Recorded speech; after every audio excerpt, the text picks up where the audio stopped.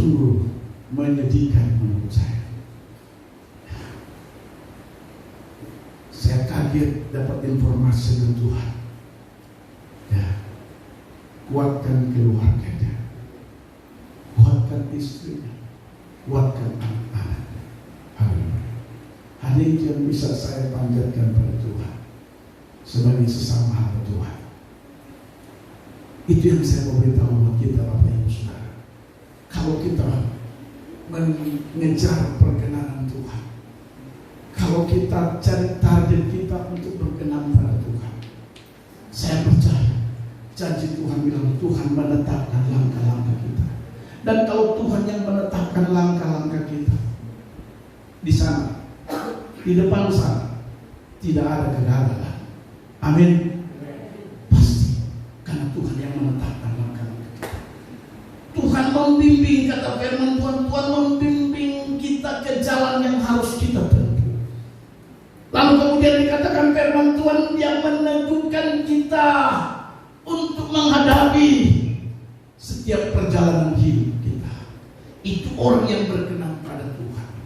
Karena itu saya mau berani katakan bahwa saudara, pastikan Anda mengejar target untuk perkenanan Tuhan.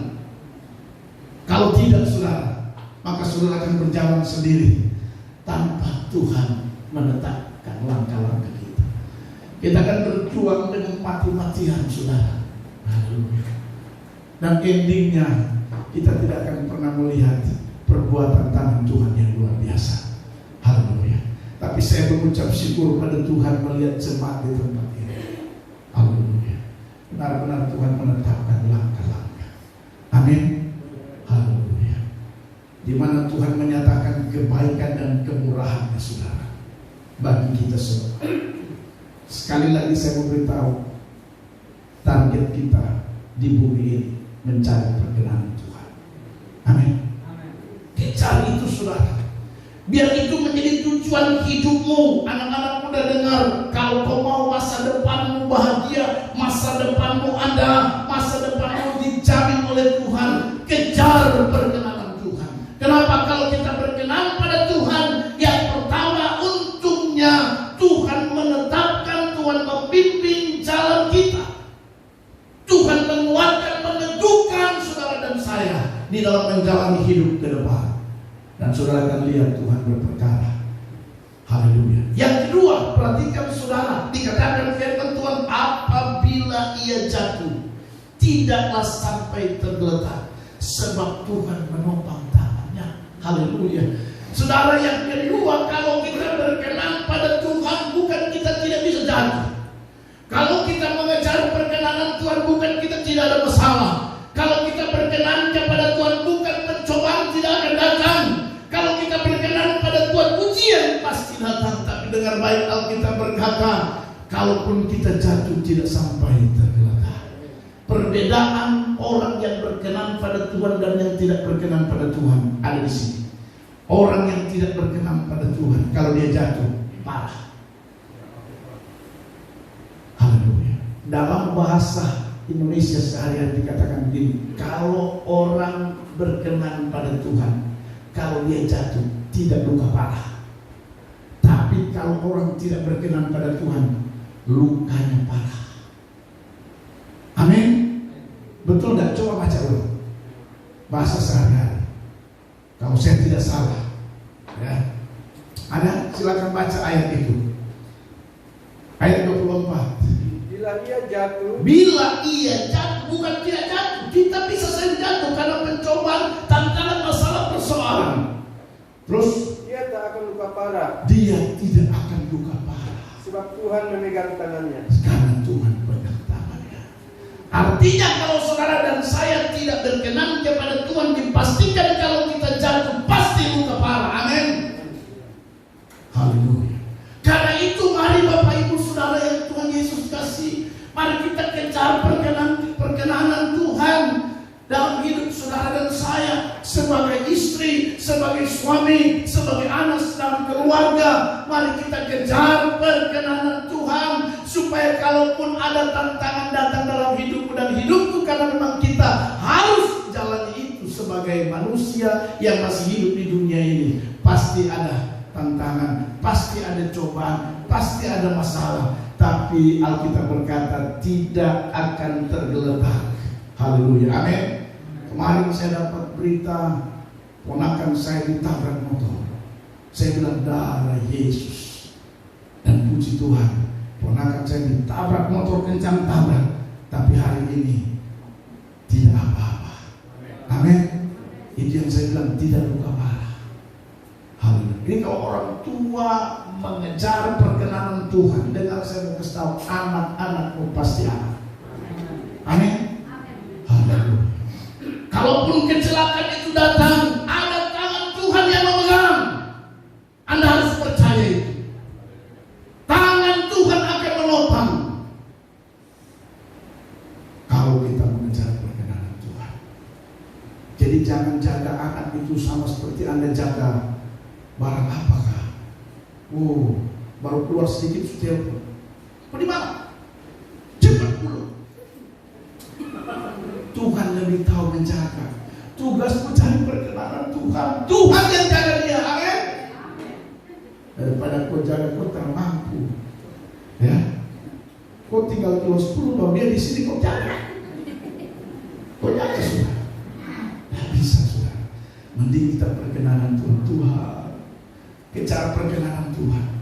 Kalau kita bilang dia akan menopang. Amin. Dia akan menjaga. Haleluya. Kalaupun ada roh jahat, ada iblis yang mempengaruhi, dengan baik saya memberitahu Tuhan menjaga. Amin. Haleluya. Daripada kau darah tinggi, penyakit gara-gara pikir kau anak. Haleluya. Jadi Bapak Ibu Saudara, yang kedua saya ulangi lagi, ya.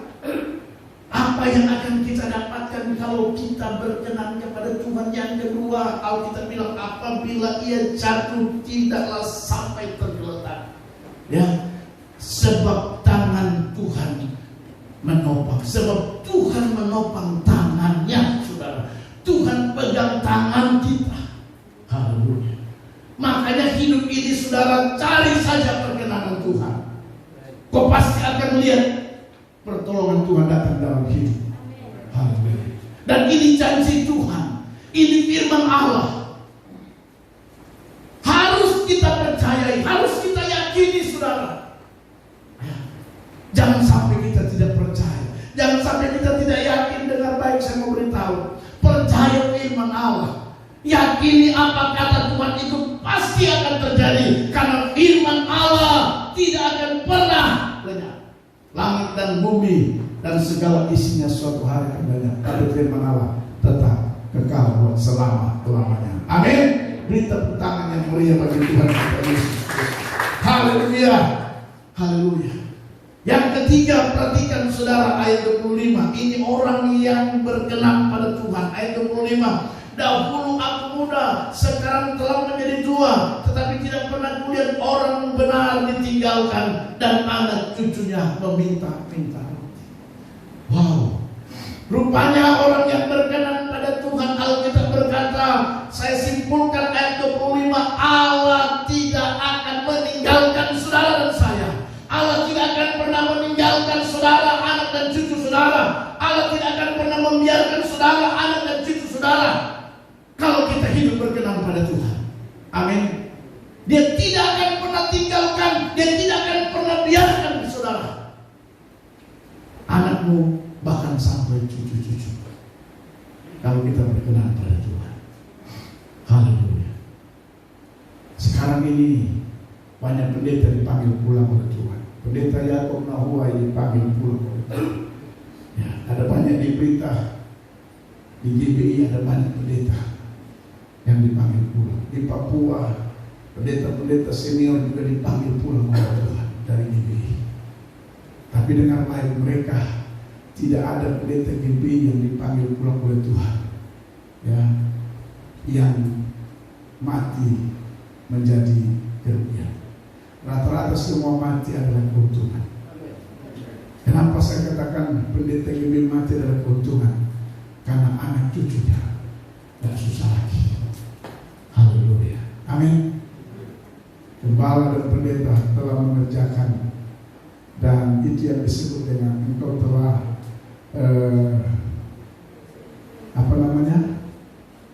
mengakhiri pertandingan yang baik. Haleluya. Pendeta harus mengakhiri pertandingan yang baik.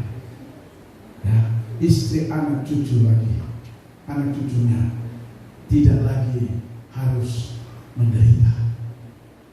Hampir semua telah selesai. Jemaat yang ditinggalkan aman semua. Haleluya.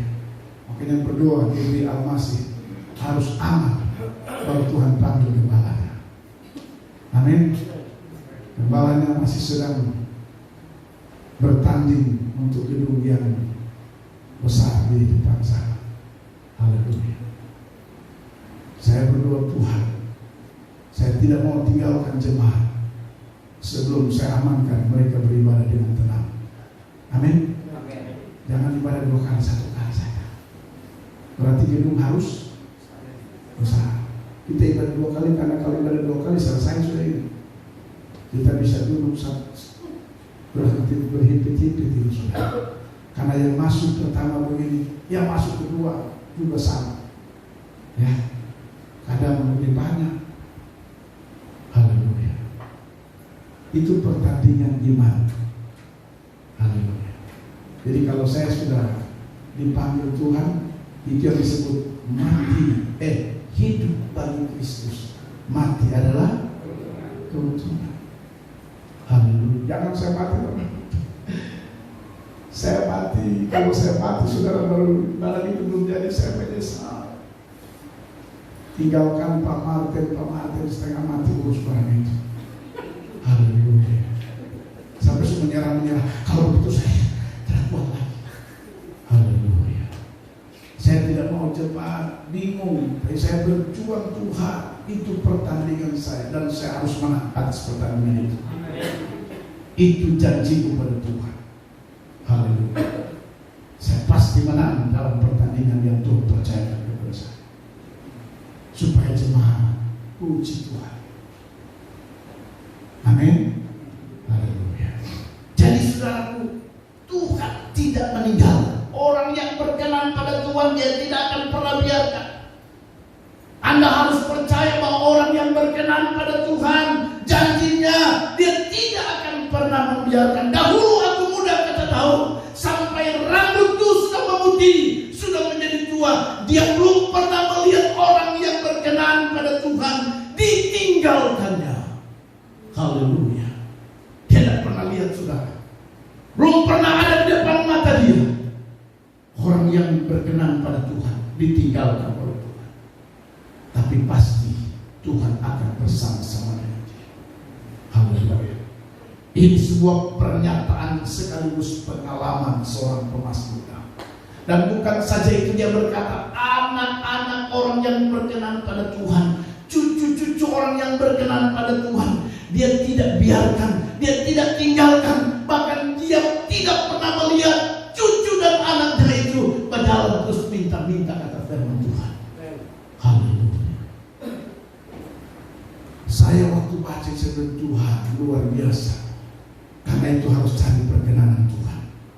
Engkau yang masih muda, dengar baik, carilah perkenanan Tuhan. Anak-anak masih sekolah, carilah perkenanan Tuhan. Kalau mau jadi engkau hebat di sekolahmu, ya, di tempat kuliahmu, cari perkenanan Tuhan dan imani firman Tuhan ini.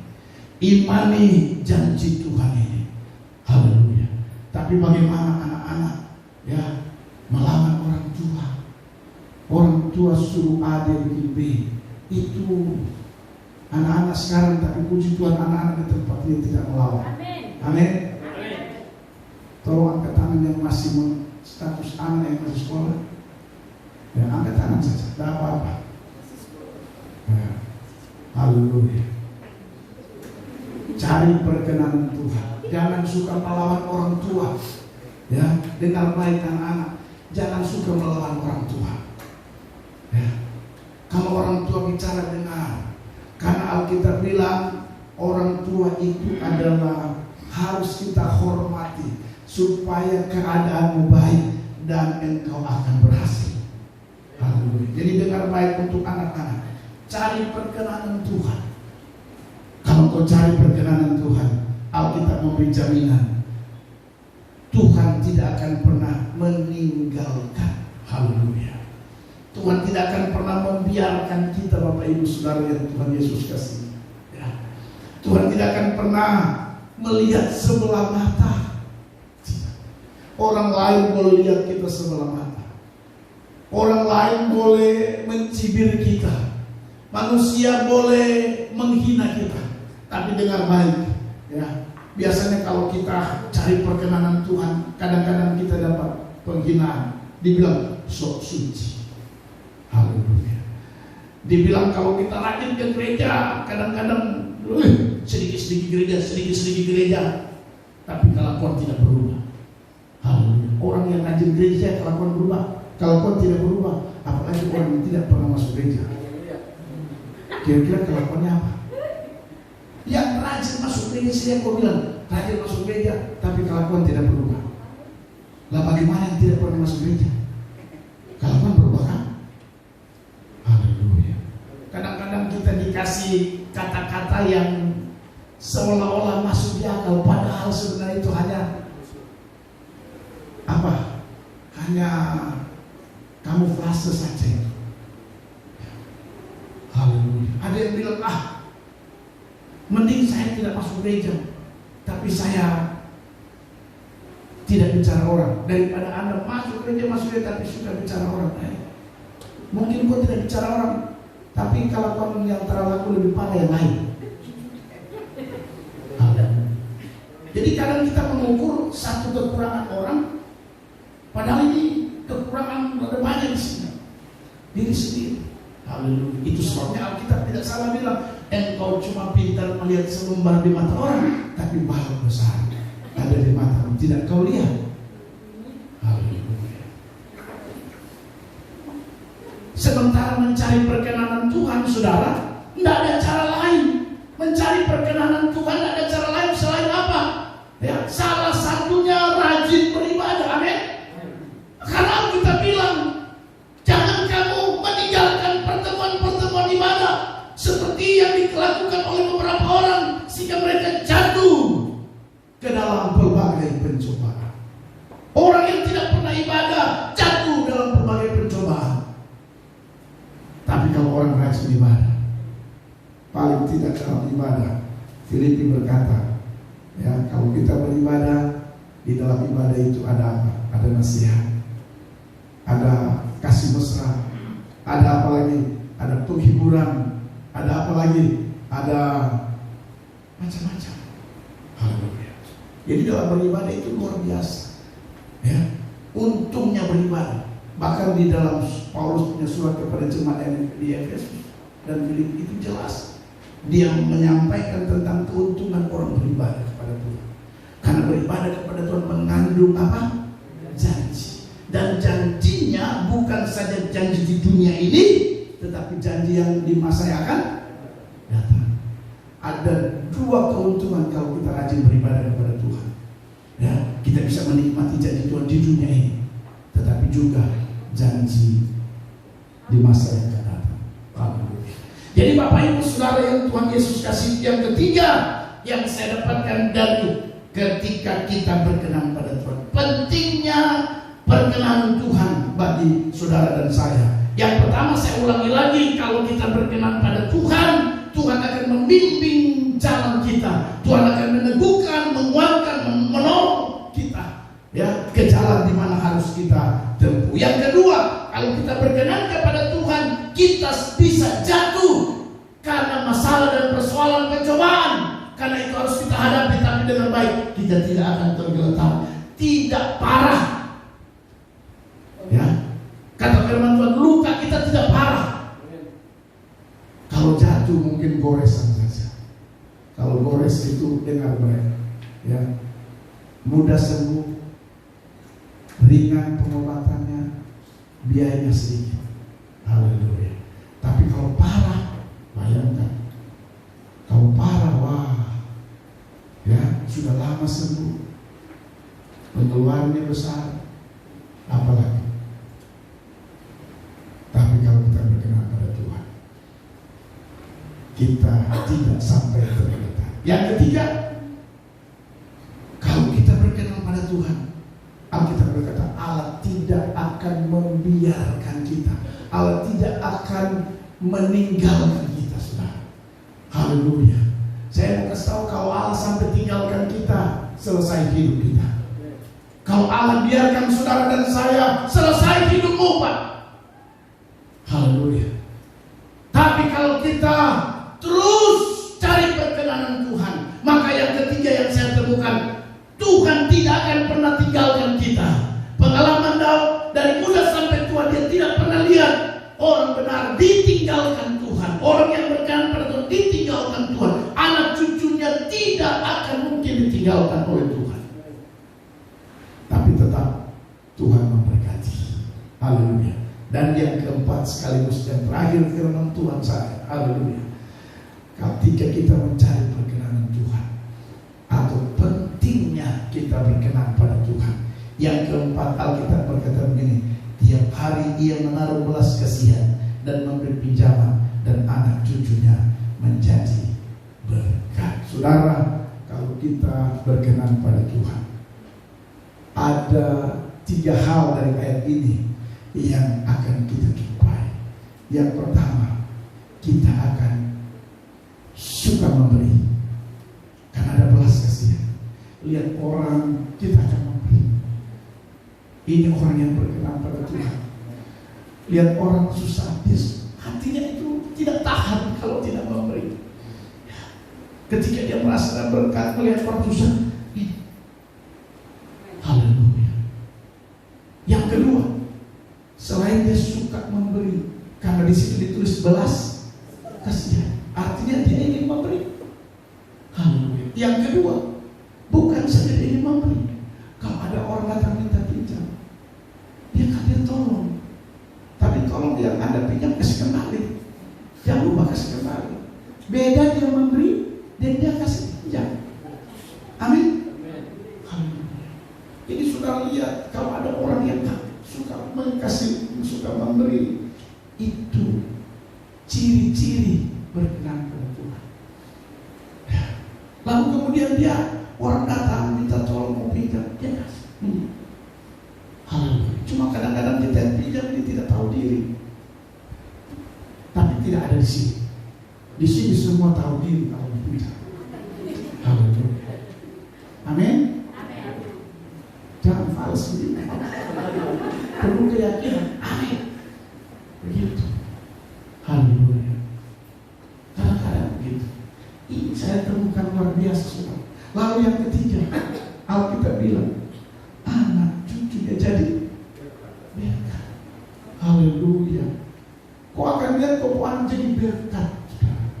Di depan matamu, kau jadi saksi hidup melihat anak cucumu menjadi berkat bagi banyak orang.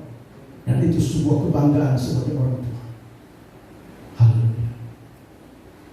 Saya bangga kalau anak saya pilih, kalau dia terima gaji, dia suka. Apalagi hari ini kan hari kasih sayang, Valentine Day. Saya berdoa, Tuhan, apa yang saya akan dapat dari anak, tapi juga biar anakku memberi berkat. Saya kaget, saya buka WA, dia undang semua dia punya ponakan-ponakan. Ponakan, bukan. Dia pun, karena dia yang paling besar dari semua anak saudaranya. Saya lihat juga semua ponakan datang semua mau dapat hadiah karena ini Valentine Day, menjadi berkat. Padahal kasihan kalau dilihat orang tua dari ponakan itu, harusnya orang yang kasih. Tapi saya bangga sebagai orang tua, ya, dia punya inisiatif untuk menjadi berkat. Haleluya. Mudah-mudahan sebentar saya lihat ada sesuatu yang luar biasa. Haleluya. Hari ini hari Valentine Day, ya. Karena itu saya lihat pemain tamborin mereka bawa love. Saya ada menarik. Ada love, saya ingat. Oh haleluya, Valentine Day, hari kasih sayang. Haleluya, luar biasa. Harusnya kita buktikan di hari kasih sayang ini juga. Bukan hari terus benar. Jadi pulang dari sini, dari gereja, dengar firman Tuhan sampai di rumah langsung, Ma, I love you.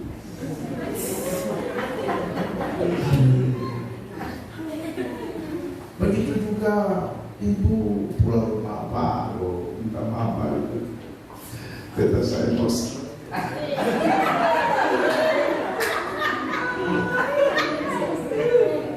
Proses sudah itu, proses ada yang lain. Sekarang dan selamanya, pose nomor 1. Nomor 2, Tuhan nomor 1. Haleluya. Harusnya begitu saudara, yang Tuhan Yesus kasih. Jadi yang keempat yang saya temukan, kalau kita kejar target perkenanan Tuhan, kita berusaha supaya berkenan pada Tuhan. Maka yang keempat, Alkitab berkata, tiap hari ia menaruh belas kasihan. Haleluya. Hatinya itu tidak tahan kalau tidak menolong orang.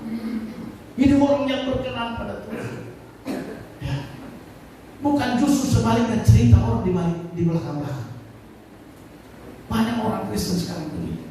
Kalau di depan dia baik, haleluya, puji Tuhan. Tapi di belakang cerita. Memang itu majelis itu kelemahan itu parah dia begini. Tidak tahu cerita majelis. Majelis cerita pendetanya lah. Di belakang-belakang. Haleluya. Stop itu. Cari perkenanan Tuhan saja. Haleluya. Kau pikir kalau kau cerita orang di belakang-belakang kau diberkati? Enggak. Kau tambah susah. Orang yang kau cerita Tuhan berkati dia. Tapi kau yang cerita orang itu kau tambah susah. Kenapa? Karena sakit hati. Sakit hati itu sumber segala penyakit. Amin. Haleluya. Makanya firman Tuhan bilang, jagalah hatimu dengan segala kewaspadaan, karena dari situlah terpancar kau sehat atau kau sakit, kau susah atau kau senang. Pusatnya itu di hati. Haleluya. Kalau hatimu beres, kau pasti baik. Tapi kalau cerita kiri kanan, di depan tuh baik, di depan seperti orang Jawa, ngo, tapi di belakang parah. Dia itu begini. Haleluya. Stop. Bikin susah kau sendiri, bikin susah diri sendiri. Haleluya.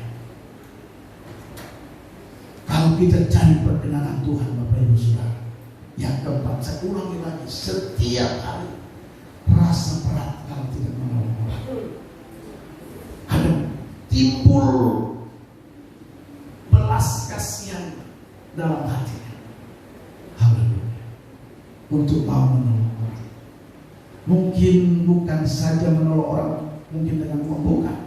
Tapi mungkin kalau kau rasa kau beras berlebihan karena kau mungkin tidak makan beras dulu, kau bisa lihat di jemaat mana yang saya tolong. Ibu, ya mari ambil beras ini. Tapi ada orang beras dia timbun sampai tidak pernah sebenarnya. Itu tanda-tanda dia tidak berkenan pada Tuhan. Orang yang berkenan pada Tuhan ada hati Tuhan ada pada dia. Amin. Beras dulu sampai 100 kilo, 200 kilo, dia tidak makan, dia simpan saja. Nanti ibu gembala telepon, ada beras lebih. Oh banyak dari Yesus.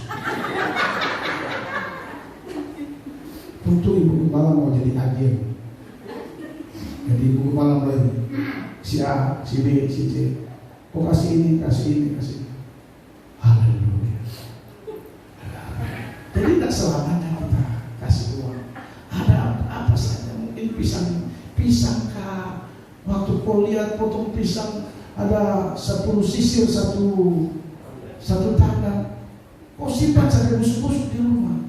Aduh, padahal orang lain masih bisa potong bawa pisang, ya, potong babi potong 50 kilo, jual semua. Cuma ada 1-2 kilo itu cari orang yang emang kasihan mau beli susah. Coba aku kasih 2 kilo ini. Haleluya. Ini semua jual. Sampai dia pergi gigi juga terus. Tidak ada belas kasih. Haleluya. Kalau potong babi itu, saya mau kasih tahu, babi yang Anda piara itu dengar baik, dengarin, catat baik-baik. Tidak semua kau punya di sini. Ada bagian orang lain di situ. Kau pikir itu kau punya semua? Saya tahu. Tidak semua. Ada orang lain pembagian. Ada orang susah yang punya di situ. Sedikit ada. Kalau kau mau pikir itu kau punya semua, Tuhan bilang, jangan sampai Tuhan bunuh semua.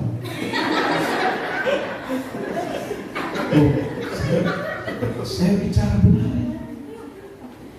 Dan tiba-tiba penyakit datang dan gua selesai, modal habis, binatang terang. Haleluya. Jadi ingat, apa saja itu ada bagian orang di sini. Amin. Saudara percaya? Bahkan gajimu dengan baik, kau terima gaji, kau pikir itu kau punya semua? No. Ada sedikit di situ bagian orang susah. Tapi mana belas kasihan itu? Haleluya. Itu orang yang bergerak pada Tuhan. Dia punya belas kasihan. Lalu kemudian selanjutnya, bukan saja dia belas kasihan, tapi dia bisa memberi pinjaman. Haleluya. Amin, saudara. Jadi saya simpulkan firman Tuhan dengan baik. Pentingnya perkenanan Tuhan sebagai umat Tuhan. Yang pertama, Alkitab berkata, Dia akan menetapkan langkah-langkah kita. Dia bimbing kita ke jalan di mana kita harus tempuh dan menguatkan kaki kita untuk menjalani hidup ini. Yang kedua, kalaupun kita jatuh, orang yang berkenan pada Tuhan tidak akan tergeletak, tidak akan sampai susah, tidak sampai bangkrut. Kalau kau punya usaha dengan baik, mengalami kewalahan, tapi tidak sampai bangkrut. Kalau orang tidak berkenan pada Tuhan bisa bangkrut. Kalau kita tidak, kalau kita jatuh dapat luka kita tidak parah, kata firman Tuhan, karena tangan Tuhan. Yang ketiga, Dia tidak akan pernah biarkan dan tinggalkan saudara dan saya dalam segala keadaan hidup ini dengan baik. Tuhan tidak pernah tinggalkan kita kalau kita berkenan pada Tuhan. Dan yang terakhir, Dia menaruh belas kasihan. Ada belas kasihan yang luar biasa. Orang yang berkenan pada Tuhan melihat orang lain, lalu kemudian dia bisa memberi pinjaman atau pertolongan. Haleluya. Amin buat firman Tuhan. Tuhan Yesus memberkati kita semua. Mari pemain musik silakan ke depan.